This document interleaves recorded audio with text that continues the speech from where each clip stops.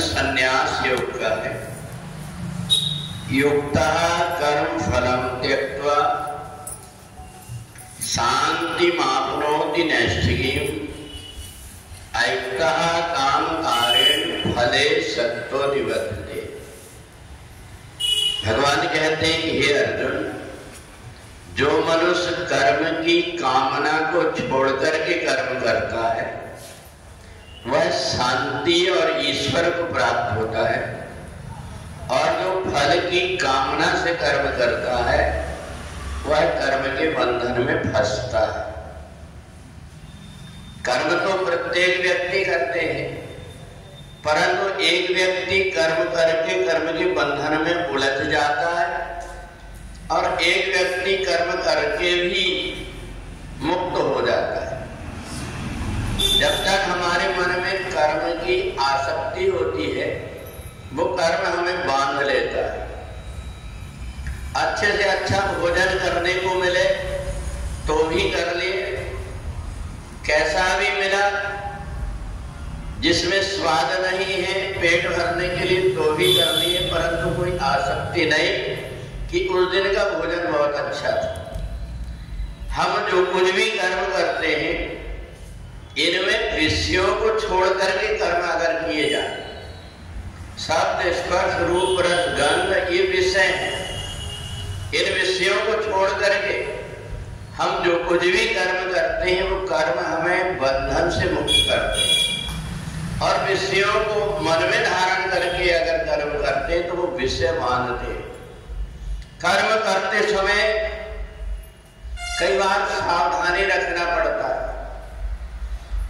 दाल में हम नमक उतना ही डालते हैं जिससे कि उसमें स्वाद बढ़े।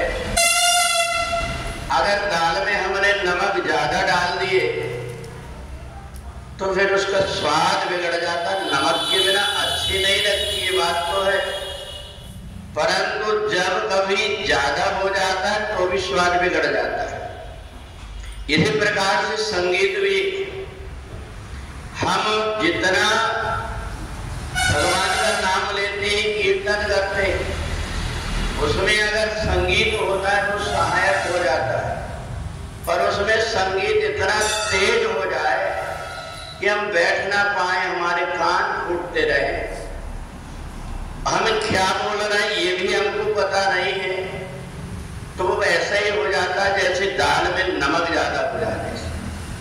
और इसलिए युक्ता कर्म फलम सत्वा, व्यक्ति को कर्म करते समय सावधानी ये रखना पड़ता है कि हम जो कुछ भी कर्म कर रहे हैं इसका परिणाम क्या हो रहा है। तो इसलिए ऐसे कर्म जो संसार में आकर के हमको किए बिना शरीर का निर्वाह नहीं हो सकता, इसलिए कर्म करना पड़ता है।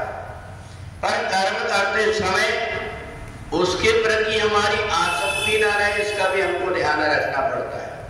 और यही बात भगवान ने अर्जुन को 5वें अध्याय में कहा, संसार में आकर के कोई व्यक्ति बंधता नहीं, बंधता अज्ञानी व्यक्ति, क्योंकि कर्म जो भी व्यक्ति करता है उसका फल उसको पकड़ता नहीं, बल्कि वो पहले से पकड़ करके रखता है। ये मैं कर रहा हूं, इसके बदले मेरे को क्या मिलेगा, वो व्यक्ति बंध जाता है। मेरे को परमात्मा ने हाथ दिया है, पैर दिया है, वाणी दिया है, इनसे मैं सत्कर्म करूंगा ऐसा मान करके संसार के कल्याण के लिए, परोपकार के लिए लगा रहता है, वो सभी प्रकार के कर्म करते समय कर्म से मुक्त हो जाता है। अगर थोड़ी बहुत चूक भी हो गई हमारे कर्म करने में तो परमात्मा को ध्यान रहता है ये कर्म तो सावधानी से कर रहा था, परंतु जरा सी असावधानी से घटना घट गई, इसलिए परमात्मा उसकी तरफ ध्यान नहीं देते। प्रभु चित्त रहत न चूक किए, परमात्मा उसको समझा देते कि यहाँ तुम चूक कर रहे, और समझदार व्यक्ति समझ करके अपने व्यवहार को बदल लेता है। पर परमात्मा उसकी चूक की तरफ ज्यादा ध्यान नहीं देते, वो क्या कर रहा है, कितना अच्छा करने की सोच रहा है, ये उनकी तरफ ध्यान रहता है। तो इसलिए कर्म का जो बंधन है केवल आसक्ति के कारण होता है, और आसक्ति को छोड़ करके हम यदि कर्म करते हैं तो वो कर्म हमें परमात्मा की भी प्राप्ति करा देता है और शांति भी प्रदान करता है। गाड़ियां सब चलाते हैं, गाड़ियां लेकर के सब भागते हैं, परंतु वो व्यक्ति जो बहुत सावधानी से चल रहा है, घटना होते होते वो बचा लेता है क्योंकि वो सावधानी से चल रहा है। परंतु जब व्यक्ति वो गाड़ी मिल गई और वो उसको मनमाने ढंग से भगाने लगा तो भले वो बच करके आज तो आ गया, परंतु कल कब कौन सी घटना हो जाए इसका कोई ठिकाना नहीं है।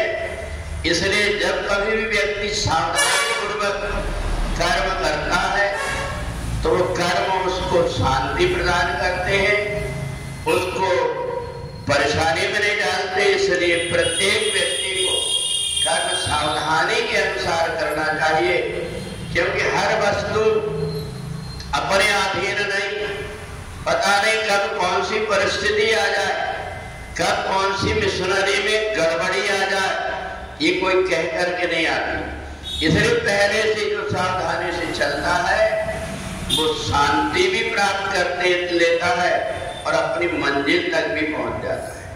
बोली वृंदावन बिहारी लाल।